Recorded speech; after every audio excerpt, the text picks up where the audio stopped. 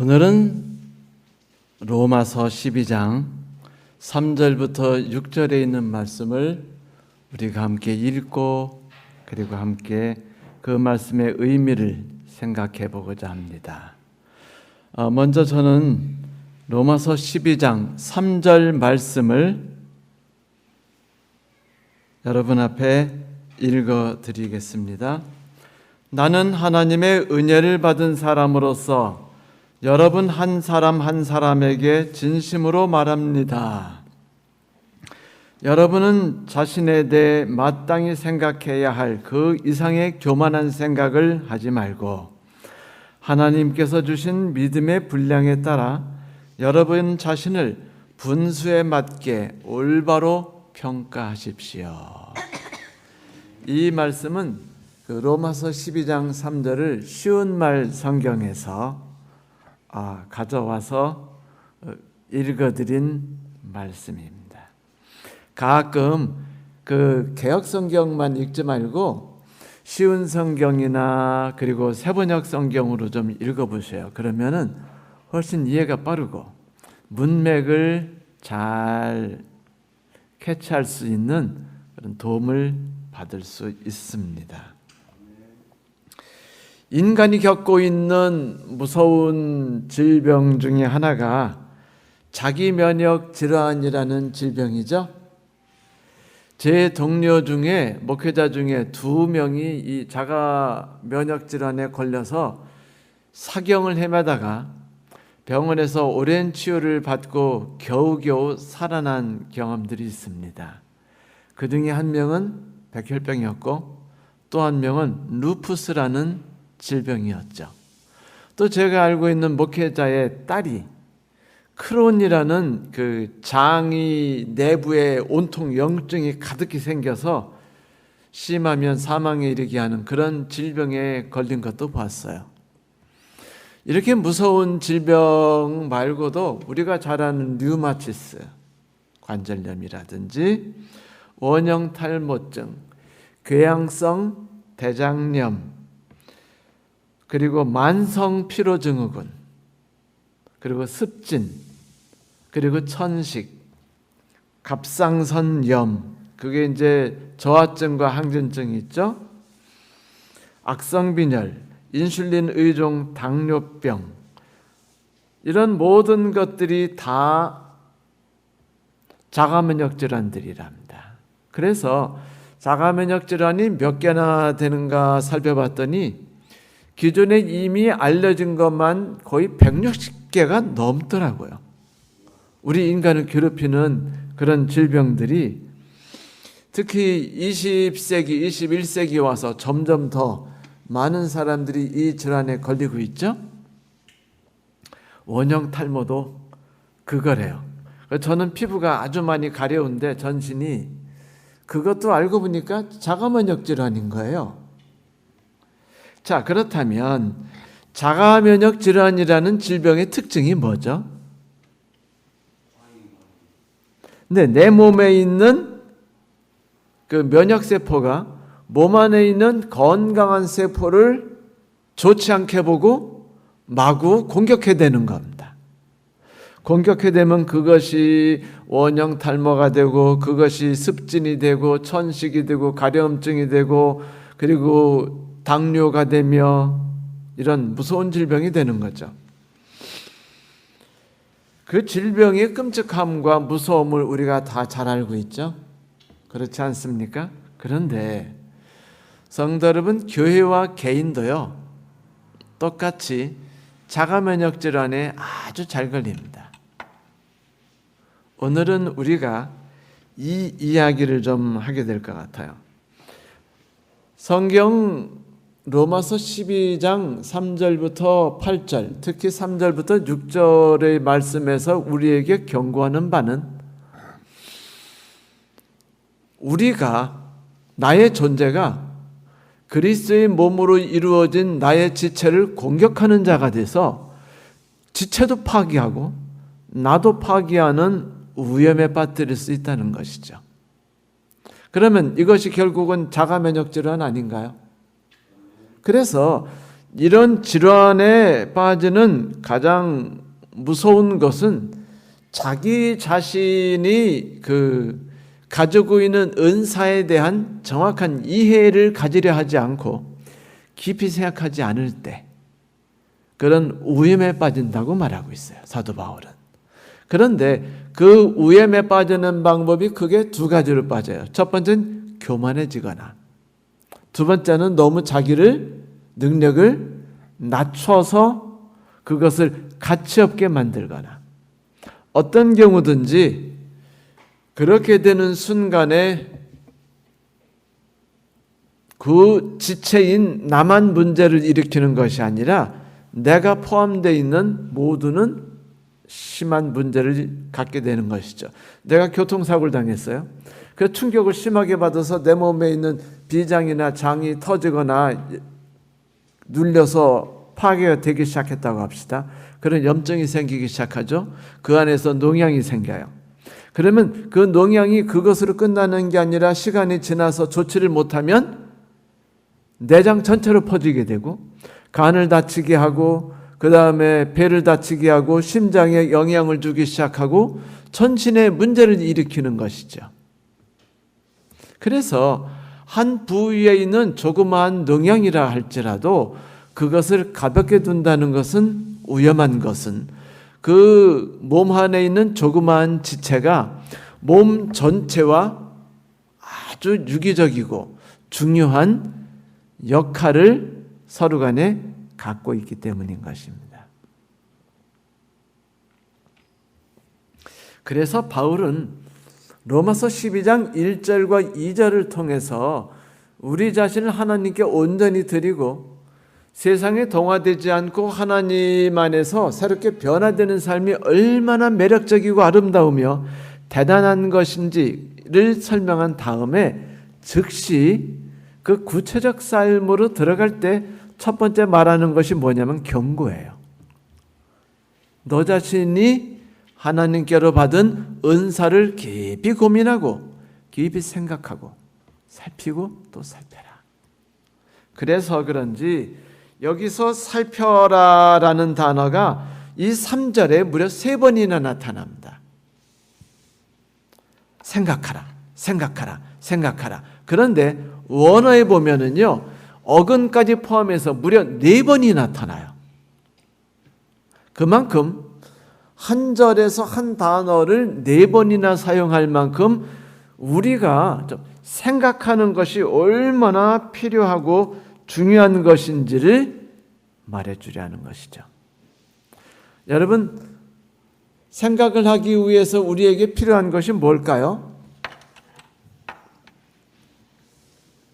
그냥 끝없이 성경만 바라보면 성경이 더 잘 이해될까요? 아니면 성경은 하루에 일부분 시간을 본 다음에 다른 삶을 통하고 또 묵상도 하고 기도도 하고 다른 분들과 만나 이야기도 하면서 성경에 대한 이해가 더 커지고 더 깊어질까요? 목사는 어떻게 설교를 할 때 어떻게 성경을 이해할까요? 저는요, 요즘에 낮잠을 아주 잘 잡니다. 그런데 왜 이렇게 낮잠 자는지 모르겠어요.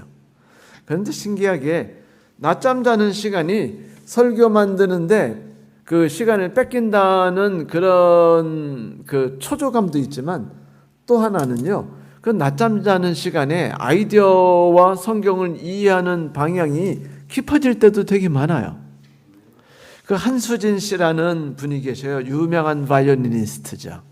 근데 이분이 하신 말씀이 있었어요. 나는 바이올린 연습을 아주 오래 하지 않는다. 하루에 3시간 이상을 하면은 오히려 부작용이 커져가지고 연주를 잘 못하게 되고 오히려 나 자신이 망가뜨려진다. 그래서 나는 바이올린 연습을 짧고 집중적으로 하고 그리고 나머지 시간들은 독서를 하거나 자연으로 나가서 숲과 나무와 꽃을 바라보고 그리고 바닷가를 산책하면서 그것을 바라보면서 삶을 지낸다. 그러면 훨씬 바이올린에 대한 이해와 그 실력들이 더 증강되는 것을 발견한다. 라고 말했습니다.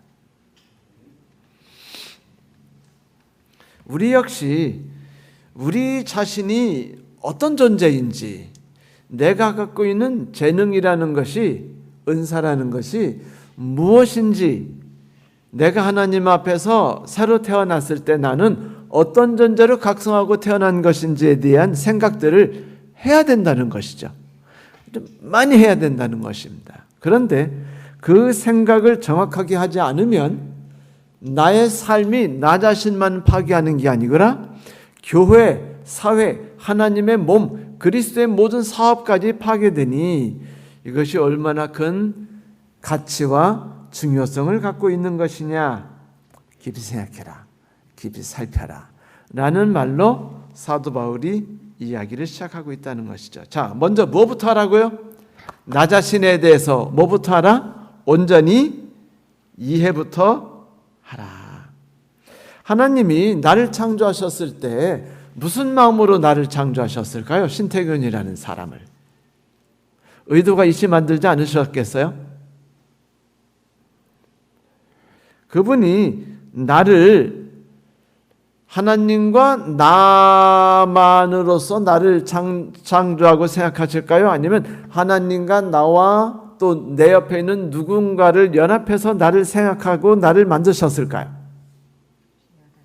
이런 것들을 생각하는 것이 되게 중요하다는 거예요. 우리는 우리의 신앙을 위해서 안식일을 지키고 예배를 드리며 헌금을 드리죠. 전도 활동을 하고 기도를 하고 성경을 읽죠. 이 모든 삶들이 우리의 신앙을 키우는데 매우 중요하지만 그것만큼 똑같이 중요한 것이 뭐예요? 그것은 나와 하나님과의 관계만이 아니라 나와 다른 이웃들, 다시 말하면 그리스도의 몸을 구성하고 있는 지체 속에서의 나라는 존재가 어떤 가치와 어떤 의미를 가지고 있는지를 고민해야 된다는 것이에요. 그 가치가 매우 중요하다는 겁니다. 하나님은 그걸 생각하고 나 자신을 만드셨다는 거예요. 그러므로 그저 신앙생활만 열심히 하면 되지, 그래서 돼지고기 안 먹고 술 안 마시고 담배 안 피고, 우리 많은 기독교인들이 그런 식으로 살아가죠. 나 자신을 통제하고 절제하면서 살아가는 신앙 방식. 그러나 이런 방식이 온전하지 않기 때문에 이런 방식은 오히려 나 자신을 파괴시킬 수 있는 위험에 노출시킬 수 있다라는 것을 생각하라는 것입니다. 그러다 보니까 사도 바울은 이 말씀을 시작할 때부터 첫 번째로 말하는 게 생각하라, 생각하라, 생각하라, 생각하라 라고 말하면서 첫 번째 이야기하는 게 뭐냐면 너 자신을 정확하게 평가하라고 말합니다. 어떻게 하라고요? 너 자신을 평가하라. 첫째, 교만하게 되지 않게 평가하라는 겁니다. 교만하게 되지 않게라는 말이 무엇일까요? 교만하다는 말은 다른 사람과 비교해서 나 자신이 우월하다고 느껴질 때 생각나는 것이죠. 그렇죠? 나는 너보다 더 신앙이 좋아. 난 너보다 더 진실해. 난 너보다 더 열심히 신앙생활을 하고 있어. 뭐 이런 다양한 생각들이겠죠. 그런데 여러분, 우리 자신을 정확하게 평가한다는 것은 우리 자신을 정확하게 평가하지 않으면은요, 우리 자신이 교만하게 되기 때문에. 여러분, 내 자신의 재능과 은사에 대해서 내가 교만해지기 시작하면은 우리는 누가 빠진 죄에 같이 빠지냐면 루시퍼가 빠졌던 죄에 같이 빠지는 거예요. 루시퍼가 교만했죠. 교만했다는 게 뭡니까? 바로 나 자신이, 하나님이 나 자신을 만든 그 원칙과 원리에 대해서 잘못 이해하기 시작했다는 겁니다. 착각하기 시작했다는 거예요. 그리고 자꾸 딴 생각들 속에 빠져가지고 내가 가지고 있는 재능, 내가 가지고 있는 능력들, 나 자신의 가치에 대해서만 깊이 생각하다 보니까 뭐를 잊어요? 함께, 타인, 이웃, 하나님과라는 것을 잊어버리고 그 다음에는 우리가 파괴되는 것이죠. 여러분, 그런데 가만히 생각해 보면 우리의 재능이라는 거 있죠. 우리의 재능이라는 게 나만을 위해서 사용하고 우리가 살게 되든가요? 제가 생각한데 재능이 온전히 빛을 발하기 위해서는요, 필요한 것들이 되게 많아요. 예를 들어 보면 라흐마니노프의 피아노 협주곡 2번이 있어요. 전악장에 걸쳐서 정말 아름다운 선율과 화음들, 악기들의 조화가 참으로 대단합니다. 그래서 그 음악을 들을 때마다 제 가슴이 뛰고요. 저도 모르게 손이 움직이면서 그 음악 화음을 따라하게 되고 행복해가지고 하고 막 몸을 막 살살 진저리를 칩니다. 제 가슴이 뛰죠. 그런데 여러분, 라흐마니노프가 그 아름다운 곡을 작곡해서 그 곡이 제 귀와 제 눈에 이르게 되기까지 얼마나 많은 다양한 종류의 재능들과 봉사들과 희생들과 투자들이 있었는 줄 아십니까? 먼저 라흐마니노프는요, 배워야 돼요. 그걸 가르치는 선생이 있었고요. 부모가 투자한 돈이 있었습니다. 그가 이제 멋진 악상이 생각났어요. 그러면 그는 이제 어디다가 적기 시작하죠? 오선지에 적기 시작하는데, 오선지는 누군가가 열심히 수고해서 만든 종이입니다. 그 종이가 없으면 라흐마니노프는 자기의 멋진 악상을 적어낼 수가 없었어요. 담아낼 수가 없는 겁니다. 마치 화가들이 종이가 없다면 멋진 그림을 남길 수 없고, 벽이 없다면 멋진 벽화를 남길 수 없고, 혹은 암각화를 만들 수 없듯이 동일한 거죠. 그리고 누군가가 라흐마니노프 앞에서 악기들을 연주를 했었어야 돼요. 그래서 첼로가 이렇게 아름다운 매력이 있구나. 오보에가 그 플룻과 다른 그 깊은 맛이 이렇게 해서 나오는 거구나. 그래서 그 더블 리드라는 것이 어떤 가치가 있는 거구나를 깨달아야 돼요. 그 메커니즘을 이해하지 않고는요, 절대로 작곡할 수 없습니다. 여기다가는 피아노를 집어넣어야지. 요쯤 가서는 바이올린 들어가도록 하자. 이거는 누구의 도움이 있었기 때문에 가능한 거예요? 누군가 연주를 했었기 때문입니다. 그래서 그거를 깨달았고 맛봤기 때문이에요. 그 다음에 이제 그 멜로디를 정말로 세속된 말로 기똥찬 멜로디를 만들었는데, 이거를 아름답게 펼쳐내기 위해서 뭐가 필요한지 아세요? 기법이 필요해요. 다시 말하면 주제를 옮기는 방법과 발전시키는 방법들, 재현 방법들, 예를 들면 후가라든지 대위법 같은 거죠. 그리고 화성을 만드는 방법들, 이런 것들을 누군가가 그에게 가르쳤어야 돼요.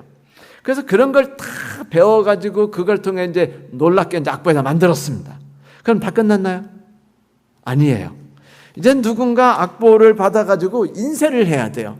그러면 또 인쇄공에 가서 갖다 주는 사람, 그 다음에 인쇄하는 사람이 필요한데, 인쇄하려면 또 뭐가 필요하죠? 돈이 필요해요. 악보로 출판해야 하거든요. 그러면 한 달랑 한 보만 출판하나요? 그러면 그거를 인쇄하기 위해서 다 철자를 집어넣고 하는 것들이 엄청난 시간과 돈인데, 결국은 여기에 투자하는 사람이 있어야 돼요. 그걸 위해 누군가의 기술과 누군가의 노고와 누군가의 자본이 들어갑니다. 이렇게 만들어져 출판된 악보는 지휘자와 연주자에게 공급되죠. 그렇죠? 그러면 그걸 위해서 누군가 공급하고 배달해 줘야 돼요. 지휘자 이제 그가 배운 선생님으로부터 배운 음악 이론을 통해서 이제 기술을 통해서 라흐마니 악보를 봅니다. 그러면 막 그 음이 어떻게 흘러가는지 머리에 상상해 가면서 오메, 이렇게 대단한 것이 있나? 이걸 빨리 연주자들하고 상의하자. 연주자들은 맨날 그냥 밤을 새고 낮을 시스템에서 그걸 상의하고 연주해보고 아니야 이건 이렇게 될 거야 이렇게 하니까 정말 멋있지라고 서로 감탄하면서 기뻐하고 박수를 치면서 막 그렇게 오랜 세월을 노력합니다. 피와 땀을 흘리는 거죠.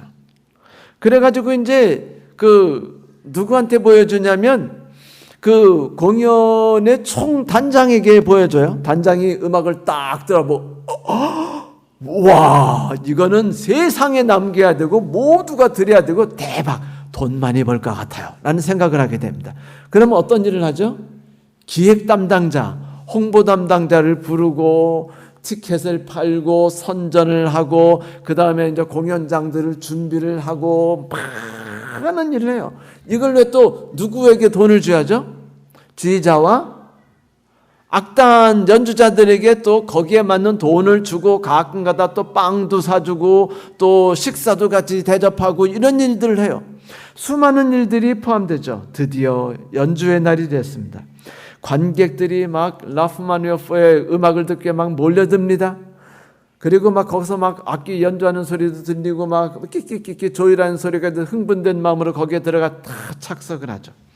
그러면 입구에서 사람들이 예쁜 옷을 입고 뭐 조용하라는데 티켓을 찢어주고 그 다음에 거기서 뭐 껌 씹는 소리 들으면 와가지고 뭐 껌 씹지 마라 그러고 하면서 조용히 만든 다음에 지휘자가 와서 인사를 하고 음악이 들려오죠. 그날 밤 모든 사람이 흥분의 도가니 속에 빠져가지고 밤잠을 자지 못합니다. 다음날 신문에 나와요. 그 다음에 이제 그것을 이제 음반으로 만들기 시작하고 누군가 또 투자가 들어갑니다. 도이치 그라마폰에 들어가 보세요. 얼마나 대박인지. 우리나라에 도이치 그라마폰에 취입한 사람이 두 사람이에요. 조성진 씨와 박해상 씨입니다. 자, 이런 분들이 이제 취입하면 그들도 투자해요. 그러면 또 분석하고 연구하는 또 사람들이 또 있습니다. 녹음 취입하기 위해서 그 전문가들이요 수십 명이 달라붙어요. 이렇게 해서 음반이 나오면 TV석을 틀어주고 그 다음에 라디오서 틀어주고 저는 집에서 전축으로 듣고 울고. 성도 여러분, 하나의 음악이 탄생해서 내 귀에 들리기까지 얼마나 많은 사람들의 수고와 노고와 합력이 있었는지 모릅니다. 얼마나 많은 사람이 여기에 뛰어들었고 그리고 협력했는지 몰라요. 이것이 재능이 하나가 빛을 발하기까지 이루어지는 과정들이에요. 그렇게 재능이란 독단적인 홀로의 능력으로 결코 꽃을 필 수 없는 것입니다. 만일 누군가 자기의 재능에 탐복하고 자부심을 넘어서 자기의 재능을 오직 자기의 영광을 위해 사용하기 시작하면 그때부터 자기 재능은요 협력자들과 충돌하기 시작해요. 그래서 재능이 존재하는 목적과 구현되는 기능성에서 문제를 일으키기 시작하고 결국 교만함이 싹트기 시작하고 우리는 파괴되기 시작하는 거죠. 그래서 교만하지 말며라고 사도 바울이 권고한 것이에요. 네가 교만해지는 순간 너는 모든 것을 파괴한다는 겁니다. 수많은 시간과 수많은 사람들의 삶과 그들이 협력해서 일궈냈던 모든 것을 네가 다 파괴하는 것이야. 그게 바로 자가면역 질환 아니겠습니까? 그래요. 그런데 바울이 말하는 은사라는 것은 무엇인가? 은사라는 것은요, 재능을 태어날 때부터 재능을 받았다는 것은 하나님이 우리가 이 땅에 태어났을 때 우리가 하나님 안에서 그리스도의 몸된 나 자신이 지체 속에서 놀라운 능력을 발휘할 수 있도록 하기 위해 처음에 심어준 능력이 재능입니다. 근데 이 재능이 하나님을 알기 전에 하나님 안에서 새로 태어나기 전에는 재능은 재능이에요. 그런데 우리가 그리스도 안에서 새로 태어나고 그리스도를 만나며 세상을 다시 알게 됐을 때 우리는 비로소 그리스도가 우리 안에 주인이 되는 경험을 하죠. 그때 재능은요, 그리스도 안에서 새로 태어나기 시작되는데 이때 우리는 이 재능을 뭐라고 부르냐? 은사라고 부르기 시작합니다. 뭐라고 부른다고요? 은사. 그래요. 은사의 본래 구조적 기능은요, 재능과 유사합니다. 그래서 하나님의 은사에 대해서 말씀하실 때 언제나 은사는 그리스도의 몸을 구성하는 지체라는 말을 꼭 껴서 표현했어요. 우리가 가진 재능은 우리가 하나님의 지배를 받기 시작하면서부터 하나님의 은혜와 우리의 믿음의 분량에 의해서 재탄생되고 성장하기 시작해요.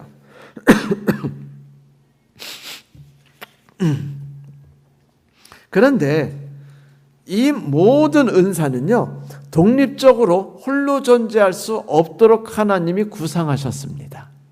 그래서 사도 바울은 고린도전서와 로마서와 에베소서에서 이 세 곳에서 이 은사에 대해서 설명을 해요.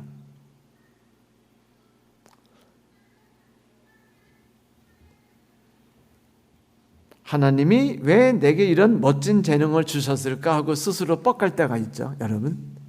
그렇죠?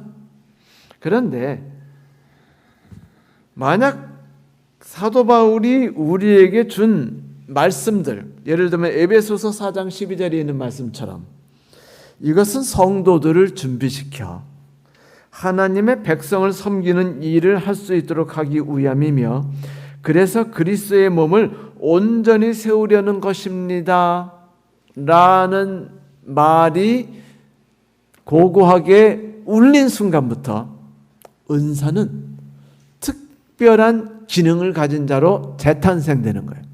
내가 가진 재능들이 재탄생한다는 말입니다. 재능이란, 은사는 하나님을 섬기기 위해서 주어진 바 된 것이에요. 우리가 그리스도인이 되면서 은사가 되었을 때 우리의 재능이, 그것은 언제나 그리스도를 기초로, 그리고 그리스도 위에서 지체적인 개념으로만 이해하기 시작하는 것입니다. 그래요. 은사는 처음에 재능이라는 이름으로 불리죠. 그런데 우리의 믿음이 주 안에서 커가면 커갈수록 그 믿음의 분량대로 그리스도께서 우리를 주관하실 수 있는 정도와 힘이 더 커지기 시작할수록 우리 은사는요, 그 가치와 빛을 점점 더 발휘하기 시작합니다. 그래서 믿음의 분량대로라고 바울이 말해줬던 거예요. 뭐라고 말했다고요? 믿음의 분량대로. 우리가 그리스도 안에서 새로 태어난 다음에 우리는요, 제 위치에 놓여짐을 받는 것이 우리가 받는 첫 번째 존재입니다. 내가 그리스도 안에 새로 태어났다라고 말하면, 그러니 이제부터 담배 먹지 말고, 담배 피지 말고, 돼지고기 먹지 말고가 우리가 받아야 할 첫 번째 인식이 아니라, 나는 이제부터 그리스도의 몸 안에서 그리스도를 기초로 해서 만들어진 지체라는 한 일원으로 서게 된 것이다라는 인식을 가장 먼저 갖기 시작해야 된다는 것이에요. 그리스도인은, 이것이 우리가 그리스도인이 되었다라는 말을 받았을 때부터 우리의 그 신앙의 시작이 어떤 길로 가야 되는가를 가장 명확하게 설명해 주는 것이죠. 이 설명이 재능이라는 말로 말했다는 거예요. 여기서 지혜롭게 생각하라라는 말은 너 자신을 정확하게 살피고 그 기능을 정확하게 이해하라는 뜻입니다. 지혜롭고 상식적이고 극단적이지 말아야 한다는 거죠. 우리는요, 이 재능을 가졌을 때 내가 갖고 있는 재능에 대해서 교만하지 말아야 되고 열등감에 빠지지 말아야 돼요. 그렇게 됐을 때 이제 문제가 되기 시작하거든요. 그래서요, 그리스도인들은 항상 기도해야 됩니다. 그걸 항상 생각해야 돼요. 여러분, 열심히 신앙생활을 하려고만 하지 말고 언제나 자연에서 혹은 혼자 자면서 누워있을 때, 친구들하고 대화할 때 매일 생각하세요. 나는 왜 태어났는가?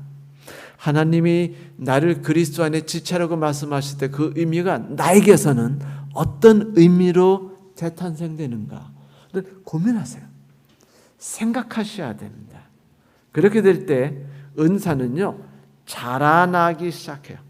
근데 만약 우리가 그것을 정확하게 이해하지 않으면은요 우리가 가진 능력이 그리스도의 몸 안에서 독이 되기 시작해요. 죽었거든요. 그러면 그리스도의 몸을 병이 걸리게 되고 파괴하게 되죠. 파괴가 됐다는 것은 내가 다른 지체들과의 연관성에서 실패했기 때문에 일어나는 것인 문제가 가장 큽니다. 자, 그러면 은사라는 것이 이제 가치를 이해하기 위해서 먼저 은사는 어떤 식으로 형성돼서 자라나는지부터 간단히 좀 생각해 보죠. 오래전에 제가 경기도 광주에 살았어요. 태전동이라는 곳에 살았는데 어느 날 버스를 딱 타고 가는데 맹인이 이렇게 지팡이를 들고 가는데 그 한 손은 지팡이를 들었고 또 한 손에는요 줄을 잡았어요. 어떤 줄일까요? 안내견이었습니다. 개가요 버스가 오면은요 버스를 딱 보고 버스에 갑니다. 그러면 이제 운전수 기사 열어주죠. 그러면 버스에 올라타 주인이 올라오게 도와줍니다. 그리고 빈자리를 찾아서 주인이 빈자리에 앉게 도와줘요. 그리고 그 옆에 앉아 있습니다. 그래서 태전동 이제 제가 사는 곳 딱 도착하잖아요. 그러면 개가요 거기서 일어나요. 그 주인을 끌면 주인이 더듬거리고 나고 문 안에 섭니다. 그러면 운전수가 딱 멈추면 개가요 내려가고 주인이 내려오도록 도와줘요. 그 내려오면은요 개가 주인을 데리고 이렇게 아파트로 올라갑니다. 길을 따라서 신호등 정확하게 봐요. 그리고 신호등 지나가지고 막 제가요 감탄했습니다. 그래서 어떻게 저런 개가 존재할까? 그 개가 어떤 개인지 아시죠? 골든 리트리버입니다. 근데 그 개가 어떻게 해서 그렇게 대단한가를 우연히 알게 됐는데 이제 분당에서 그 킴스 클럽 그러니까 NC라는 곳에 우연히 갔는데 제 앞에 어떤 아줌마가 그 노랗고 예쁜 강아지를 하나 갖고 있었어요. 근데 강아지가 옷을 입었더라고요. 근데 옷이 삼성제공 그리고 뭐라고 썼더라? 안내견 훈련견입니다 라고 써 있어요. 이렇게 등에.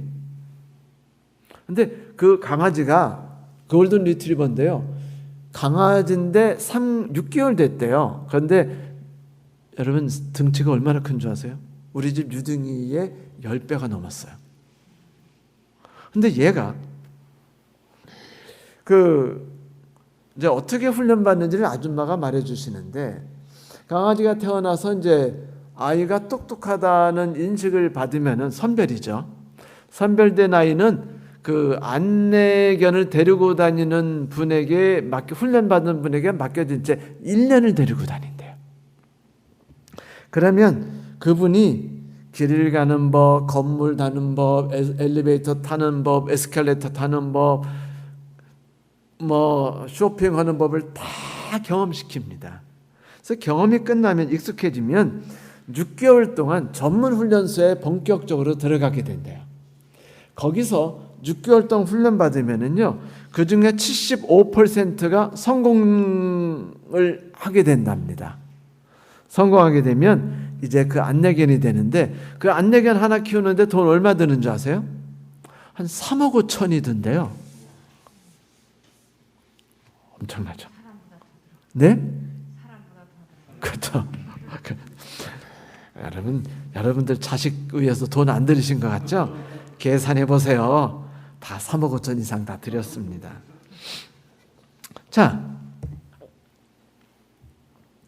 그 개는 재능을 갖고 태어났었어요. 그런데 그 개가 누군가를 위해 봉사할 수 있는 진짜 재능으로 재탄생되기 위해서 그가 훈련받고 성장하며 배우고 익힌 것을 보십시오. 가지고 있는 처음의 재능은요, 똑똑하고 순종적이며 그리고 자기를 잘 절제하는 재능이었죠. 그렇죠? 그런데 이 골든 리트리버가요, 훈련을 받고 자아에 대해 인식하고 하면서 그 재능이 무엇으로 바뀌었냐면 은사로 바뀐 거예요.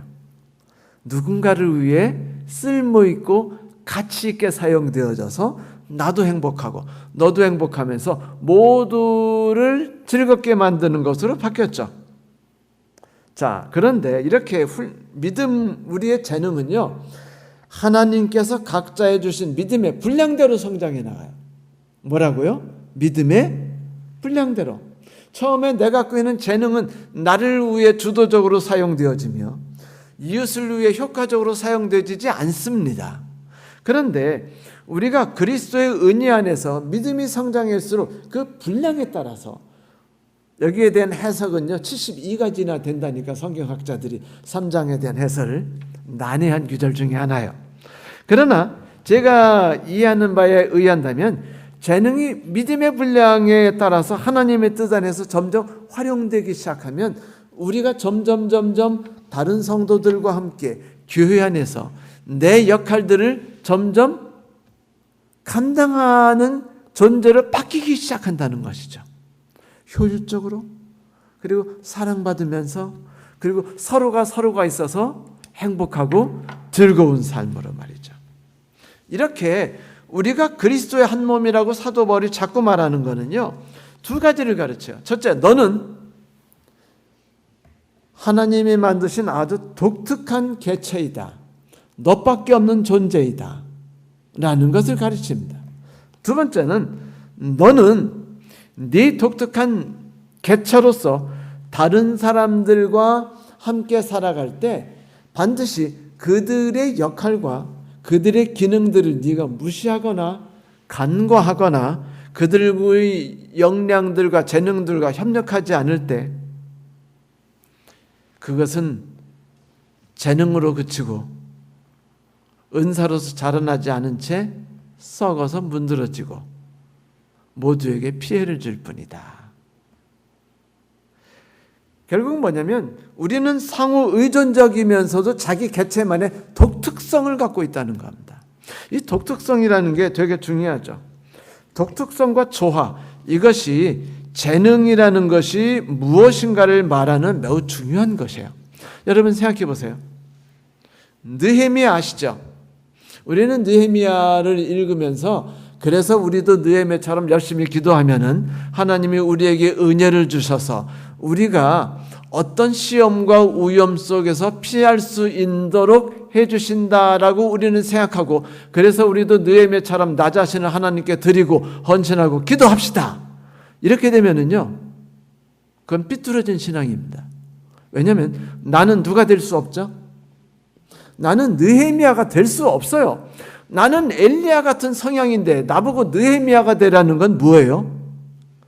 그거는요, 골든 리트리버 보고 우리 말티즈, 우리 유딩이 같이 살라는 것과 똑같아요. 그리고 고양이처럼 살라고 하는 것과 똑같습니다. 그거는 자기도 파괴할 뿐 아니라 모두를 파괴하는 거예요. 느헤미야는 우리가 느헤미야서를 함께 공부할 때 이미 화요일날 공부할 때 이미 살펴봤듯이 느헤미야는요, 그가 가진 재능 때문에 그 시대의 성벽을 짓는데 특별한 성공을 가져왔던 거예요. 그 자리에 엘리야가 있었으면 똑같이 기도했어도 엘리야는 실패했어요. 그 자리에 베드로가 있었으면 베드로는 실패했습니다. 그러나 그 자리에 느헤미야가 있었기 때문에 성공한 거예요. 이것은 뭐냐면 그리스도인들이 각기 자기가 가지고 있는 독특한 성격과 재능, 은사를 명확히 이해해야 할 뿐 아니라 하나님께서 그 사람에게 적재적소의 위치에 놓칠 때 우리가 그 위치에 녹아 흘러들어가서 그 위치에서 잘 활용되어지고 하나님의 도구로 사용되어질 때 비로소 우리는 어떻게 된다? 우리는 비로소 진정한 가치 있는 존재로서 서게 된다라는 것입니다. 그래요. 교회 안에서, 교회라는 것은 그리스도의 몸을 말하죠. 그 안에서 우리가 해야 될 일은 항상 중요한데, 다른 사람도 나와 같이 하나님의 은사를 받아서 믿음의 분량대로의 특징을 갖고 있다는 걸 받아들여야 된다는 것이에요.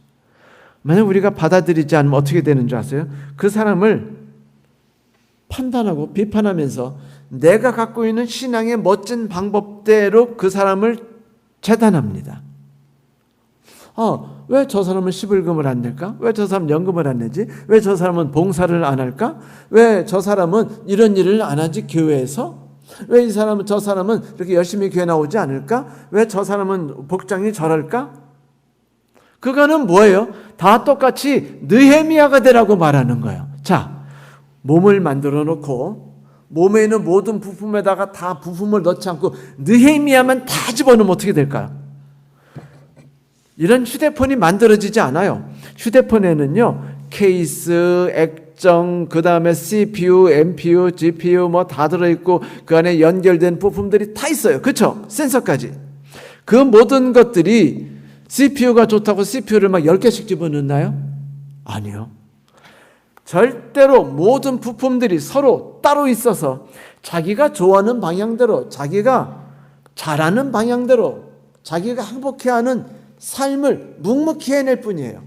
그런데 묵묵히 해낼 때 서로가 자기 의체에 놓아둔 오케스트라 주의자처럼 하나님께서 혹은 이거를 설교해서 조립한 사람들처럼 하나님이 인도하신다면 그 모든 지체들이 서로 다르고 신앙 방법도 다르고 신앙 가치도 다르며 은사도 다르지만 그들이 신기하게도 놀라운 조화, 그리스도 안의 조화를 이루게 된다는 겁니다. 그때 우리는 겸손함의 가치를 배우게 돼요. 함께 하는 것이 무엇인지를 깨닫게 됩니다. 그래요. 내가 코와 입이 숨을 들이켜요. 그러면 폐가 어떻게 하죠? 그 숨을 받아들여서 심장을 통해서 그 혈액으로 연결해 가지고 혈액 속에 산소를 집어넣어주고 그 다음에 심장을 통해서 들어온 이력을 가지고 다시 이산화탄소를 받아가지고 움직여요. 그것은 혈관을 통해서 온 세포에 움직여주죠. 그런데 허파만 좋다고 허파만 키우면 어떻게 될까요? 잘못되죠. 똑같아요. 교회는 다양한 것을 가지고 구성되는 존재입니다. 오직 선교라고 말하는 것도 비정상이고 오직 건강법칙이라고 말하는 것도 죽음에 이르는 길이고 모든 것은요 다 옳아요. 그렇지만 우리가 함께 있는 그리스도의 몸을 이루는 각기의 지체이기 때문에 우리가 연합과 조화와 상대방의 가치를 인정하는 것으로서 내 존재가 존재한다는 걸 깨닫지 않는 이상 우리의 몸은 성장할 수 없으며 건강할 수 없을 뿐 아니라 나는 내 몸을 파괴하는 존재가 될 것이다. 사도 바울이 이 이야기를 우리에게 오늘 해주었습니다. 사랑하는 성도 여러분, 사도 바울은 3절부터 6절까지 우리에게 너는 가치 있는 존재야. 네가 받은 은사는 재능에서 믿음의 분량대로 네게 주어지는 것이지만 그 가치가 얼마나 귀중한지 몰라 스스로 고민하고 생각해서 그 가치를 알기 위해 노력하고 너 자신에 대한 자부심을 가질 뿐 아니라 교만하지 말고 겸손해하며 하나님 안에서 빛이 나거라라고 하나님이 말씀하십니다. 사랑하는 성도 여러분, 사도 바울은요 이제 하나님 안에서 새로 태어난 사람들이 진정한 그리스도인이 되기 위해서 무엇부터 시작해야 되는가를 이야기하기 시작해요. 그 첫 번째 이야기가 뭐라고요? 재능과 은사입니다. 그리스도의 지체로서의 재능과 은사. 그래요, 성도 여러분. 여러분 같으면 이제부터 어떤 신앙을 살아가길 원하십니까? 바로 그것이 아닐까요? 제일 먼저 하나님에게 나에 주신 놀라운 재능과 가치와 능력을 살피십시오. 그리고 신앙 안에서 그리스도가 나를 주관하심으로 그 은사가 성장해 나갈 뿐 아니라 교인들과 조화를 이루는 일에 최선을 다하도록 애쓰십시오. 상대방의 가치를 인정하시고 그들이 없으면 내 신앙과 내 재능과 은사가 죽어버린다는 생각을 하십시오. 그래서 우리라는 것을 인식하고 받아들이십시다. 그렇게 되면 우리는요 정말로 새로 태어난 사람, 그런 중 누구든지 그리스도 안에 있으면 새로운 피조물이라는 말이 무엇인지를 진정으로 경험하게 될 것입니다. 오늘 말씀 마치겠습니다.